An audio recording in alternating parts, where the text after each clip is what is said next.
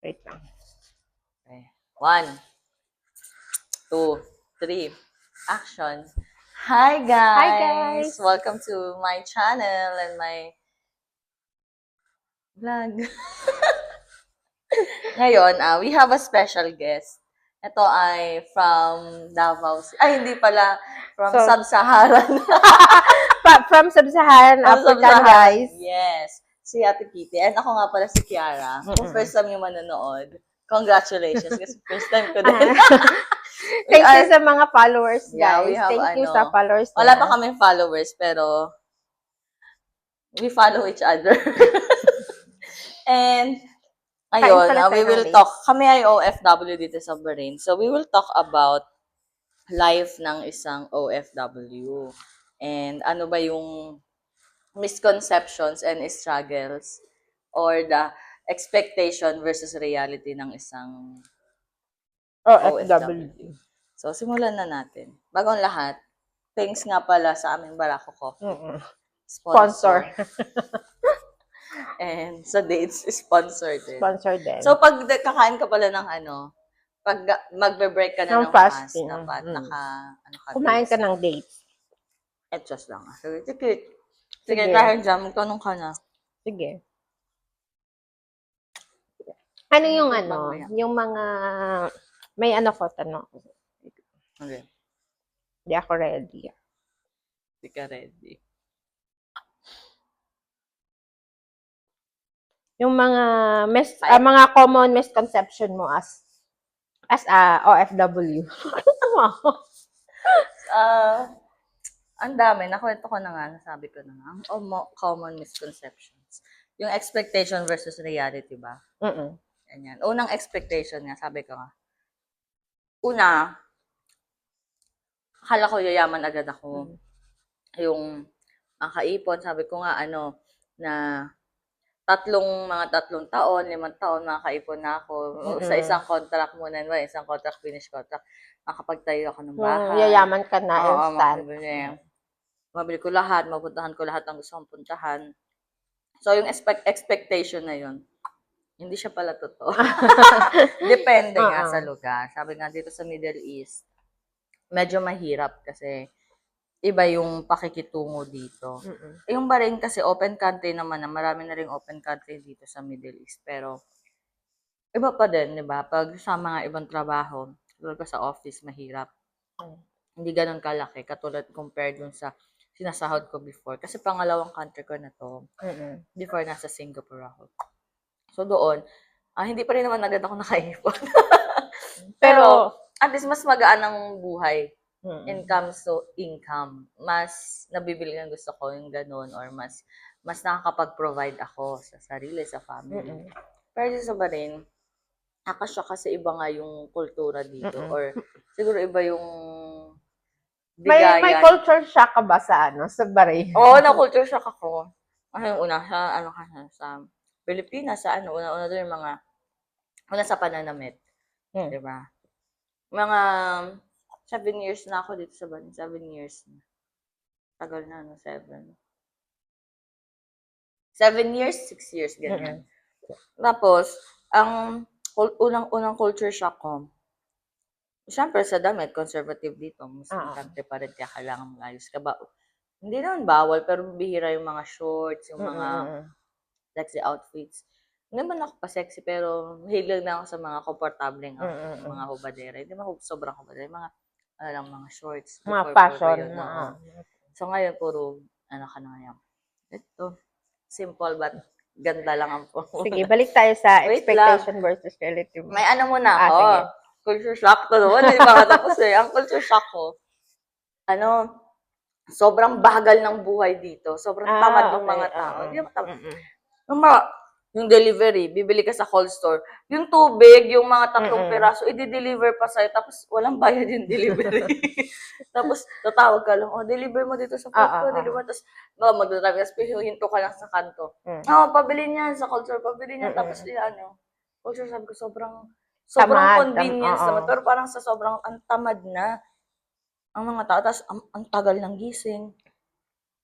Mga 2 o'clock yung gising ng mga tao dito. Diba? Wala kang ano. Nung unang punta ko dito ha, so ano yung gising, tanghali na gumising. Tapos saka pala magbe-breakfast. Tapos kung matulog, mga alas 3, alas ano, Oo. baliktad yung life. Tapos ayun, ang bagal lang ng ano, parang hindi nagmamadali yung mga tao.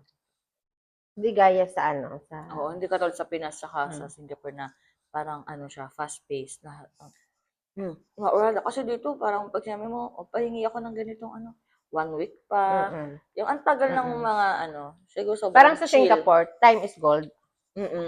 Dito naman, gold is gold. Na sobrang chill lang talaga Mm. dito na. Ayun na, na-adapt ko na nga rin eh. Nasa, ayun lang. Expectation versus reality. Yung mga expectation versus ang mga reality mo dito sa ano, as a OFW. Yun nga, una, apakahirap ng buhay dito. Ang akala ng iba kapag OFW ka tapos sa Middle East ka, sa ano, madali ang life. Yung mayaman ka, mapera kasi palitan Abroad. nga, 'di ba, abroad. Pero hindi. Mas mayaman pa yung mga nasa Pilipinas sa pinapadalhan mo kaysa dito. Ikaw, kasi sila, nasasarap yung pagkain. Ikaw dito, Indomie, sardinas, Sardinas. itlog, 'di ba? Saka lang makakain. Ang maganda naman dito is yung ano, mahirap na magaan yung buhay. Like what? Alam mo yun yung, kahit pag wala kang makain dito, may kapitbahay ka makakakain. Pag May 100 mga fills friends mo, ka. may mabibili ka pa sa 100 fills. Sa 50 fills mo na pagkain, busog ka na. Di ba? Pwede ka manghingi. Yun lang. Ano naman yung maganda dito sa Bahrain? So, ayun. So, yung expectation ko nga, reality versus reality. Ano ba yun? Ayun, yung parang, ang ano, ang hirap naman i-explain. Na-explain ko na to So, before. nahihirapan ka ba? Na, Like, sa mga ano, sa, as a OFW na malayo ka sa ano mo, sa family. family. Nung una, hindi ako nakakaramdam ng homesick. Nung una, parang iba sa akin, hindi siya ano. Siguro kasi may internet na. Tapos sanay ako na nasa abroad yung magulang. Sa abroad si mami. So parang normal lang sa akin yun. Pero sa mga times na, bawa, may mga times na mamimiss mo na iba rin pala kasi, bawa, yung magkakasama kayo kakain, gagala ka, minsan Mga mag-isa friends mo. ka. Tapos pag nagkasakit ka, di ba? Pag wala kang mga kasama dito, yung wala kang kakilala na sa Pilipino. Wala ka sa church, wala ka sa community, malulungkot ka talaga. Siguro yung mga nakakaramdam ng homesick, yun yung mga walang kasama dito, yung walang friends, walang mapuntahan, diba? Ayun. So, bakit season yung ano? Yung season yung name ng ano mo? Nga pala. Podcast. Ayun nga. Sabi ko nga, expectation nga versus reality. Yung mga in-expect ko dito, kabaliktaran siya. So, in-expect ko na yayaman agad ako, na mapupurso ko lahat ng dreams ko. Diba? Sabi ko nga kanina yung, ang bilis mo kumita ng 100,000. Ay, nasa abroad ako, kailangan ko ng 100,000 this month. Yung akala mo, puprovide mo kaagad. Yung pala hindi kasi 10,000 ang hirap kitain, 1,000 pag-iipunan. Parang ibibigay Parang ganyan, ba? yung akala mo sahod instant ano ka na. Millionaire. Pero may mga bills, mga ganun. Ang hirap. So, tipid kung tipid. So, yun. Kaya sabi ko nga, pero kailangan nga natin maranasan yun kasi yun yung season na binigay sa atin ng Lord. Sabi nga sa Ecclesiastes chapter 11, in every time, and everything, in every time, there is a season. So, a season na appointed ng Lord as is. There's a time to kill, a time to heal, a time to plant, a time to pick up what. Yung mga ganyan. So, mga season. So, siguro ito yung season ko ngayon na dapat i-enjoy ko yung season. Kasi nilagay ako dito ng Lord for a purpose to grow, para magkaroon ng lesson, to meet the people, mga in-expect. Hindi kita makikilala dito, di ba? Diba? May mga season talaga na. Hate ko yung Bahrain. Ayoko dito kasi nung una pa lang sabi ko, nakikita kong wala talaga akong future when it comes to career. Pero iba yung plano ng Lord. So, habang tumatagal, nare-realize ko na ito yung season na binibigay sa akin ng Lord season. So, kaya naisipan ko nga na ito yung season yung ipapangalan ko sa vlog na to, sa mga title. Because in every time, there is a season. Iba yung Mm. season mo sa season ko. Mm. So, parang may share mo yung season mo. I-share ko yung Oo. season ko. And, bawa na yung season ko ngayon na dumaan ka na sa season mo. Mm. So, magkakaanohan tayo. Parang ma-advise mo ko or, ay, wala pa ako sa season na yan. So, Oo. ano yung gagawin ko? Diba? Parang, ay, ang saya. So, may enjoy. Mas maunawaan natin yung isa na mawawala din yung inggit na, ay, bakit siya mayaman na tapos ako ganito. Kasi hindi mo pa season. Di ba? Yung realize mo na, ay, iba pa yung season. Kaya, parang, di ba marami tayong season sa mundo. So, yun yung inaano ng Lord. At yung season mo, enjoy mo. May mga nag-enjoy sa tag-ulan. Di ba? Kasi, yung mag-grow. Di ba? Lalo yung mga magsasaka. Gusto nila yan kasi mag-grow. Sa pagtagtuyot naman, hindi naman nag-enjoy kasi iba. Pero sa ibang season na tagtuyot, may mga nangangailangan naman ng mga tuyo, ng araw, ng mga ganyan. No? Yung sa pag-winter naman, di ba? Yung mga hibernation ng mga, di ba? Science tayo, guys. Hibernation ng mga ano. Tapos pagdating ng spring, lahat ng ulang. Di ba? Kanya-kanyang may beauty sa bawat season. Every Ganong man season. to. O kahit akala mo tag-tuyot, akala mo tag-ulang bagyo. It's beautiful season na binigay ng God. O, di ba? Ang ganda. Pero hindi mo naman siya naisip. Ano siya, sige, eka naman tikit. Ano yung, ano mo dito?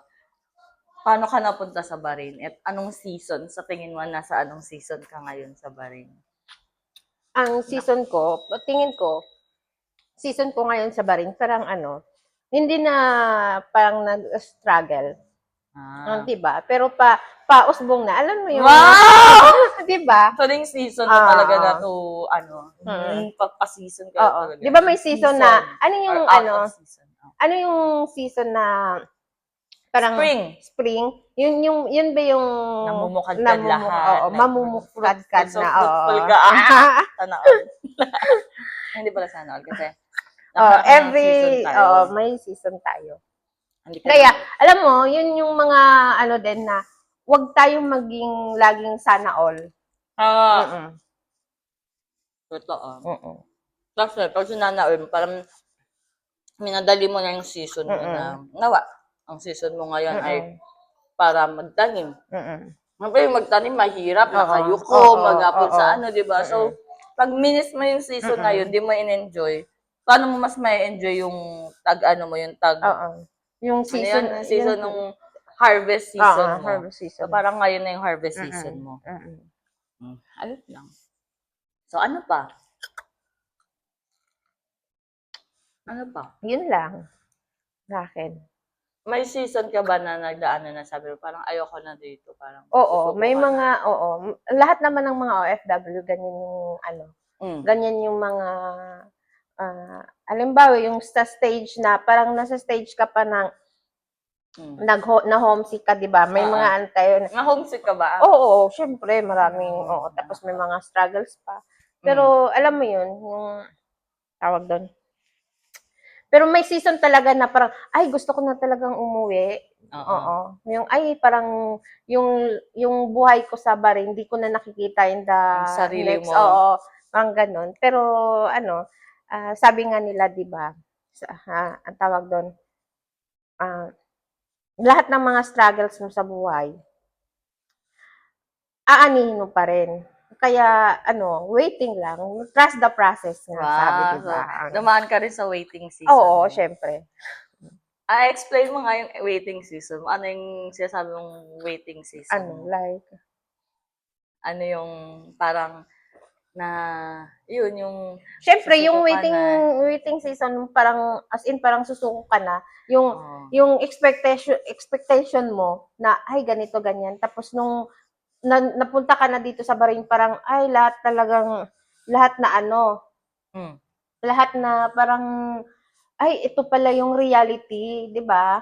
Ito pala yung reality ng buhay sa abroad. So, gaano katagal yung waiting season mo? As in, ang tagal. Alam mo naman yung struggles ko sa buhay. Pero, alam mo yun, fighting, tayo. Fighter tayo. So yung waiting, naging fighting. Tama yan. Di ba? Tapos, ano yung pinaka hindi mo makakalimutang experience na sabi mo, ay, buti na lang talaga antay ako, buti chinaga ko to kung hindi ko tumaano. Yung parang experience mo na sinabi mo, ay, yung hindi mo pinagsisisihan na nag-antay ka kasi sa waiting season mo, na in-enjoy mo yung season na yun. Ano, alam mo yung ano, kapit lang kay Lord, yung ano Ah, na talagang Lord nagpo-provide sa kaya parang sa akin kasi hindi naman 'to ano pero ah, talagang ano sa akin na yung waiting ko at as in prayers lang. Alam mm, mo yung surrender mo lahat kay Lord, mm, yung waiting season mo. So as in mm, yung during waiting season mo, alam mo yung surrender mo lang talaga ano mo ko, ay ano bahala ka na Lord sa buhay ko. Ano ko oo, anong plano mo, 'di ba? Yun yung tama, ano ko na at least sabi nga ni Lord, oh, tignan mo mm, kung susurrender ka, saan ka ngayon, 'di ba? Parang oo, naging, ay Lord, kaya nga tignan mo, yung ano mo, yung mga struggles mo, ano mo na, testimony mo na ngayon na, ay ganito, yes, ganito na ako. Yung victory mo na, 'di ba? Na mm, ay Lord, salamat Lord kasi lagi ka nang dati sa struggles ko, Lord, help me ganito ganyan. Ngayon puro thank you thank you Lord Lord, kasi ganito, 'di ba? Yun yung ano ko. Mm. mm, na masasabi mong victory ka na talaga Oo. ngayon. Kasi Hindi puro naman sa thank you. victory, pero Victory mo na. oo, i-claim na natin. I-manifest na. Manifest. Oo, Mm. tama. I-claim mo na. Mm. Tapos, ano pa ba?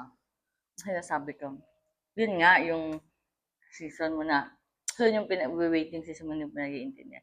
Ngayon naman, ano yung parang ina-expect mo na mangyayari pa sa'yo dito sa Balinaw bilang OFW?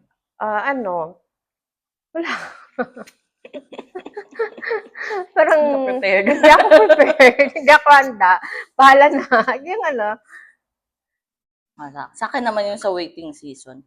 Ang tagal din ng waiting season ko. Mm. Siguro mas pinatagal ng Lord kasi hindi ko pa natututunan yung dapat kong matutunan. Mm. Tama. Una, siguro akala ko I am patient, I am Mm. kind, I am loving. Pero hindi pala. Kasi lagi pa prepare Lord, gusto ko maging mahal, turuan mo ako magmahal, Oo.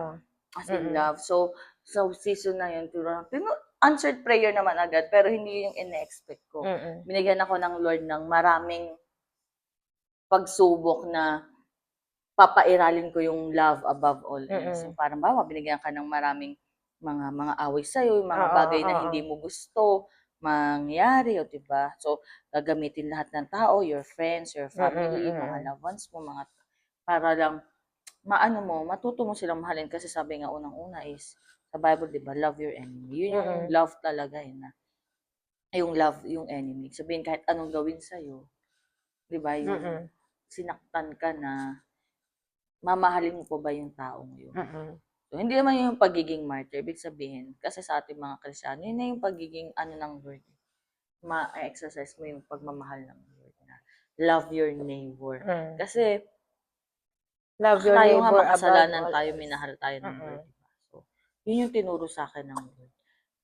Tapos, isa pa is to love myself. Mm. Kasi, minsan, mas nauuna, hindi na masama yun na, ang ano ko is, hindi ko pala, na-realize ko na, hindi ko pala mahal yung sarili ko. Mm.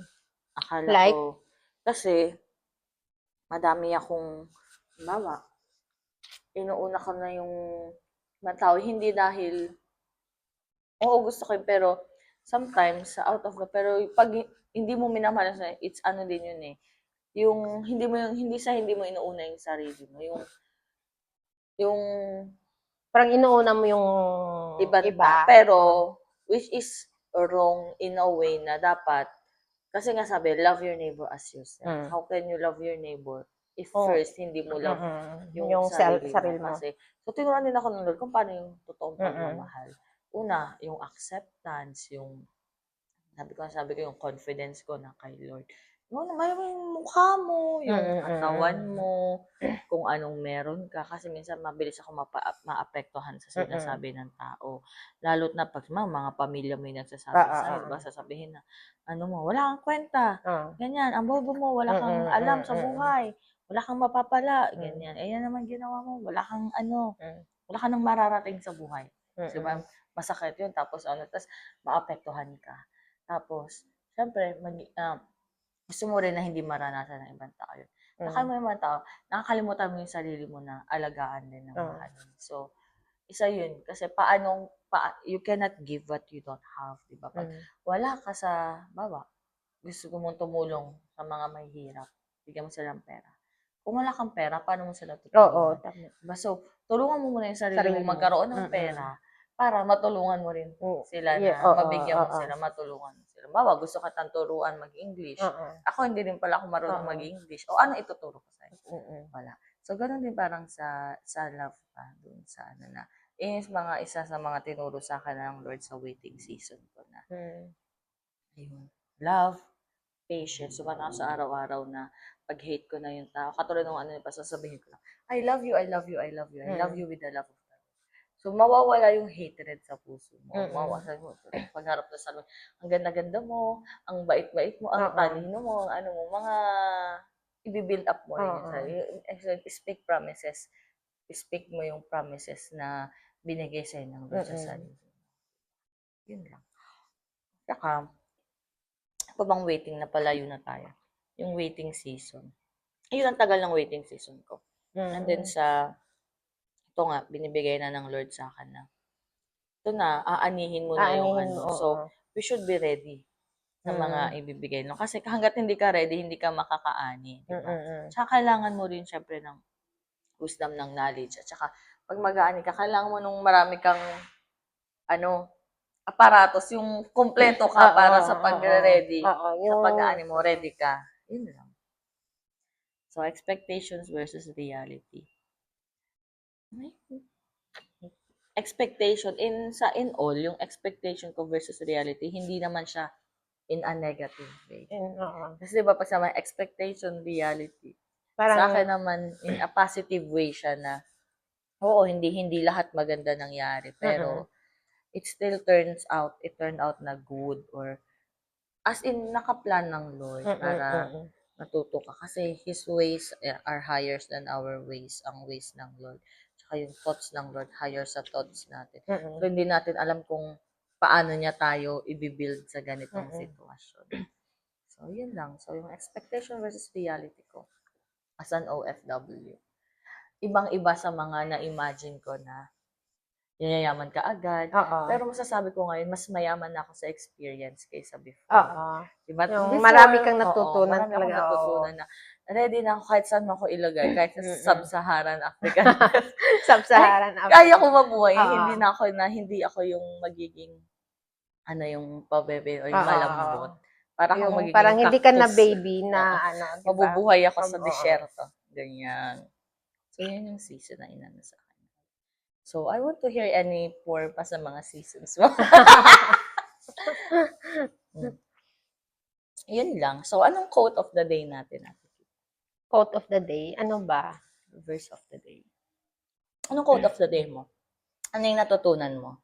Ako, natutunan ko yung yung realization. Yung lang, be patient sa mga seasons na na darating binibigay sa'yo. Ayun lang, be patient. Tama naman, no? Tama. Patience is a virtue. Patience is a virtue. Totoo yan. Sa akin naman natutunan ko is, sa life. Kasi kung masasabi kong quote of the day ko today, you, enjoy every season. Parang, feel the moment. Feel the moment. Feel the moment. Feel the moment. Ganyan, parang, enjoy mo. Kasi binigay yan ni Lord, and sabi nga sa Philippians na, ang Lord, hindi ka niya dadalhin sa ganyang sitwasyon na yan if hindi mo kakayanin, di ba? The Lord has, kineri ka niya sa situation na yan para hindi ka niya iiwan, kundi i-carry on ka niya hanggang sa dulo. Diba? Sabi, He who began a good work in you will carry it on to completion until the day of the Lord Jesus Christ. So, isa pa yun sa mga life verse ko na. Kaya hindi ako pinanghihinaan ng loob ano man mangyari. Minsan, syempre, malulungkot ka, iiyak ka, pero at the end of the day, you're still thankful and grateful. Lord, salamat. Tsaka, Lord, ikaw. So, ayun lang. Enjoy every season of Every, your life. And learn from it kasi sabi nga, lahat ng bagay lilipas. Tatakip din yan. Next chapter ka na, next season. So, kung di mo na-enjoy yung chapter na yun, alangan balikan mo pa. Minsan, magtatagal ka sa chapter na yun kasi hindi mo natututunan yung dapat mong matutunan. Di ba ba, sa grade 2? Ang tagal mo sa grade 2 kasi hindi ka makapasa-pasa. O, di ba? So, ganun din yun. Hindi ka pa mag-next sa next. Hindi ka mag-next kung hindi ka matuto sa mga ano. Yes. Yun. So, may mga ano tayo na learn from your mistakes. Learn, not learn from your mistakes, hindi yung do again your mistakes. Ano yan? Hindi yung repeat. Kaya magne-next chapter ka na naman. Di ba? Next season na naman. Kasi ano. Ayun. Invite natin yung mga iba nating guest sa susunod. Sila, yung mga medyo maraming napagdaanan sa buhay. Yun yung mga mga millennium na yun. Sa susunod na yung mga millennial, mga Gen Z. Ano mo na, mga baby boomer yung mga sila kuya. So, ayun lang. So, ano masasabi mo sa mga viewers natin? Hey guys, please like, share, and subscribe. Binabay na. And enjoy every season. Bye! See you in our next season. See you next season! Ano ba yan? See you in our next podcast. Tama ba? See you in our next talk. Okay. So, magpaalam tayo ng ano. Paano yun? Okay, guys. This is for today. Okay, guys. Magpaalam ka. Sali ka sa akin. That's all for today. And see you next video. And don't forget to enjoy every season of your life. Be ready in season and out of season. Ciao!